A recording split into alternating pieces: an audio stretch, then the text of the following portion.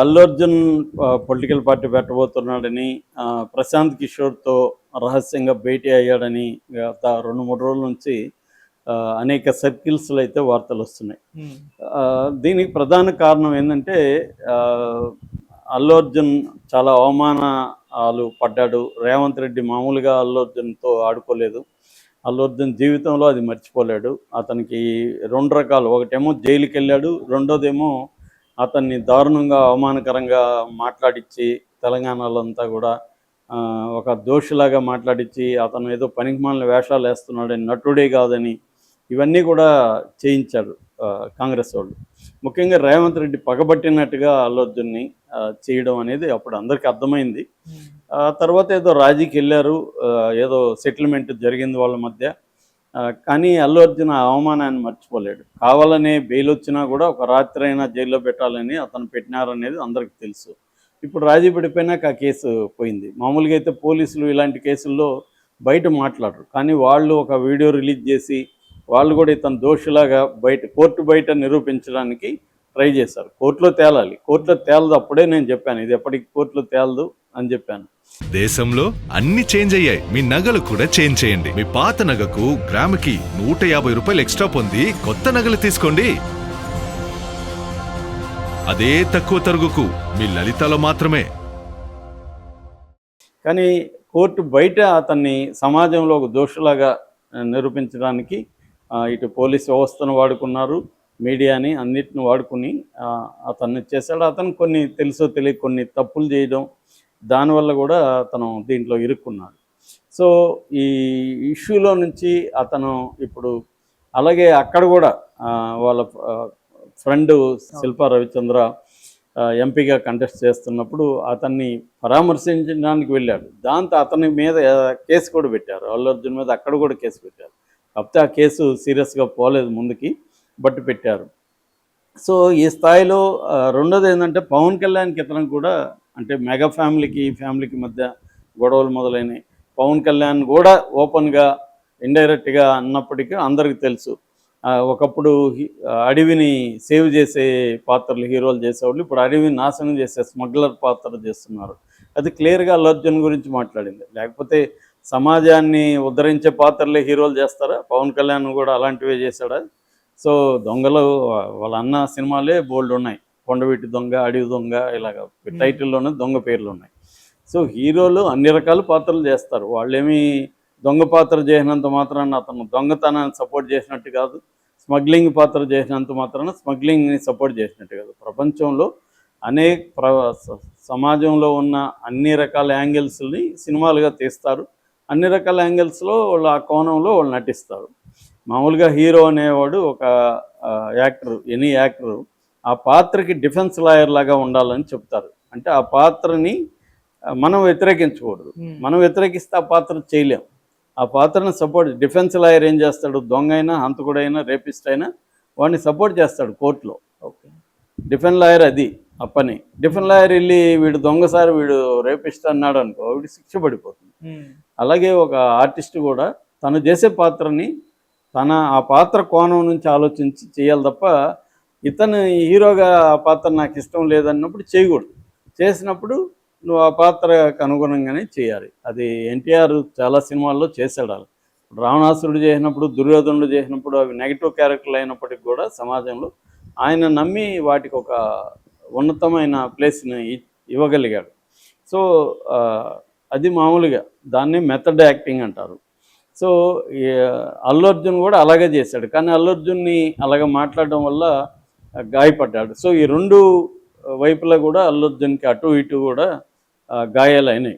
దాని నుంచి అల్లు అర్జున్ మనం రాజకీయాల్లోకి రావాలి, మనం నిరూపించాలనేది ఒకటి ఉండొచ్చు. రెండోది రేవంత్ రెడ్డి రాజకీయ భవిష్యత్తును దెబ్బకొట్టాలని కూడా తను కూడా అనుకోవచ్చు. ఒకవేళ అలా అనుకునుంటే రాజకీయాల్లోకి వస్తాడు. లేకపోతే ఇప్పటికిప్పుడు అల్లు అర్జున్ రాజకీయాల్లోకి రావాల్సిన అవసరం అతనికి ఏ రకంగా లేదు. ఎందుకంటే అతను ఇప్పుడిప్పుడే అతని కెరీర్ కిక్ స్టార్ట్ అయింది. అంటే అట్లీతో సినిమా 1000 కోట్ల సినిమా, మన ఇప్పుడు వారణాసి కంటే కూడా బిగ్ బడ్జెట్ అంటున్నారు. అలాగే లోకేష్ కనగరాజ్తో నెక్స్ట్ అది కూడా పెద్ద సినిమా. దాని తర్వాత అతను దురంధర్ డైరెక్టర్తో డిస్కషన్లు ఉన్నాయని చెప్తున్నారు. ఇలాగా అతనిది ఇప్పుడు ఏంటంటే గ్లోబల్ లెవెల్లో స్కేల్లో 1000 కోట్ల సినిమా అనేది ఇండియాలో ఊహించలేం. ఒకప్పుడు 1000 కోట్ల బడ్జెట్తో సినిమా అనేది ఎవరు కూడా కల్లో కూడా అనుకోని ఉండరు. అలాంటిది అల్లు అర్జున్ చేయగలిగాడు ఫస్ట్ టైం. సో కాబట్టి కిక్ స్టార్ట్ అయిన దశలో పాలిటిక్స్ అంటే కంప్లీట్గా సినిమాల దూరం అయ్యి రావాలి. ఒక పవన్ కళ్యాణే 2 బోట్లలో కాళ్ళు పెట్టి వెళ్తున్నాడు. దానివల్ల 2 కెరీర్లకి ఇబ్బందిగా ఉంది పవన్ కళ్యాణ్కి. హెల్త్ కూడా ఇబ్బంది అయింది. అది మెయింటైన్ చేయడం కష్టం 2 సినిమా అండ్ రాజకీయాలని. చిరంజీవి కూడా అందుకే సినిమాలకు గుడ్ బై చెప్పి సినిమా రాజకీయాల్లో ఉన్నాడు. రాజకీయాల నుంచి బయటకు వచ్చినాకే సినిమాలు చేశాడు. ఒక పవన్ కళ్యాణే 2 బ్యాలెన్స్ చేస్తున్నాడు. అది అంటే అతనికి సాధ్యమైంది. ఎందుకంటే అతను సొంత పార్టీ మీద డిపెండ్ అవ్వలేదు, చంద్రబాబు మీద డిపెండ్ అయ్యాడు. చంద్రబాబు మిగతా విషయాలన్నీ చూసుకుంటాడు. ఇతనికి పెద్దగా పార్టీ మీద ఫోకస్ చేసేది తక్కువే. కాబట్టి అతనికి అదే వాడికి నడిచిందిరా అంటారు కదా సామెత, అలాగే అతనికి నడిచింది. ఇప్పుడు ఇతనికి అది కష్టం అవుతుంది. సో అందుకని ఒకవేళ ఏమైనా కసి ఉండి రేవంత్ రెడ్డి మీద పగబెట్టుకొని అంటే నన్ను ఇచ్చేసాడు కాబట్టి నేను అతను ఎంత చూస్తానని, నాకు నరకం చూపించాడు కాబట్టి నేను నరకం చూపిస్తానని అట్లేమన్నా ఉంటే అతను రాజకీయ పార్టీ పెట్టే అవకాశం ఉంది. అదర్వైజ్ అతని కెరీర్ పరంగా చూసుకున్నప్పుడు ఒకవేళ సినిమాలే వద్దు, నాకు రాజకీయాల్లోనే ఫుల్ టైం ఉంటాను అని అనుకుంటే ఉండొచ్చు. కానీ ఇప్పటివరకు మనం అల్లు అర్జున్ క్యారెక్టర్ చూసినప్పుడు రాజకీయాలకు అతను సూట్ అవుతాడా అన్న డౌట్ అయితే ఉంది. ఎందుకంటే చాలా మెచ్యూరిటీ ఉండాలి, వ్యూహాలు వేయాలి, ఇవన్నీ రాజకీయాలు వేరే రకం ఉంటాయి. అక్కడ విజయం చూసి ఇక్కడ అదేదో పులిని చూసి నక్కవాత పెట్టుకుంటే కష్టం. సో అక్కడ పరిస్థితులు వేరు, అక్కడ వ్యవహారాలు వేరు. ఇక్కడ అది మరి అక్కడంటే విజయ్ ఎప్పటి నుంచో కూడా సామాజిక సేవ అవన్నీ చేయడం, సినిమాల్లో రాజకీయాలు డిస్కస్ చేయడం, ఇవన్నీ చేస్తూ వచ్చాడు. ఇప్పుడు ఇతను రాజకీయాలు అనగానే ఇప్పుడు రేవంత్ రెడ్డికి యాంటీ అనుకో, రేపు రేవంత్ రెడ్డికి వీడు నాకు యాంటీగా రాబోతున్నాడు అనగానే రేవంత్ రెడ్డి గేమ్ స్టార్ట్ చేస్తాడు. ఇతనికి ఎక్కడెక్కడ ఏమేమి పెట్టాలి, మళ్ళీ ఈ కేసు ముందుకు వచ్చినా కూడా ఆశ్చర్యం లేదు. సో ఇలాగ మొత్తం గేమ్ స్టార్ట్ అవుతుంది. దాన్నంతా తట్టుకోవాలి, జైలుకి వెళ్ళాలంటే వెళ్ళాలి. ఇప్పుడు జగన్ అన్నీ తట్టుకొని కదా ఉంటున్నాడు. జైలుకి వెళ్ళాడు, వెళ్ళడానికి సిద్ధమయ్యాడు. చంద్రబాబు అంతే, 73 వయసులో 51 రోజు జైల్లో ఉన్నాడు ఆయన. సో వాటన్నిటికీ సిద్ధమవ్వాలి. అనేక రకాల ఇబ్బందులు ఉంటాయి, వాటన్నిటికీ సిద్ధమయ్యి దిగాలి. రెండోది ఎక్కడ పెడతాడు పార్టీ? తెలంగాణలో రేవంత్ రెడ్డి కక్ష తీర్చుకొని తెలంగాణలో పెట్టారు. తెలంగాణలో పెట్టాలనుకో వీడు ఆంధ్ర ఓడని చెప్పి, ఆంధ్ర మూలాలు అని చెప్పి, అతను ఎక్కడ పుట్టినా వీళ్ళు ఆంధ్ర ఓడని చెప్పి ఇంకా ఆ క్యాంపెయిన్ స్టార్ట్ చేస్తారు. ఆల్రెడీ ఇక్కడ పవన్ కళ్యాణ్కి యాంటీ క్యాంపెయిన్ నడుస్తుంది.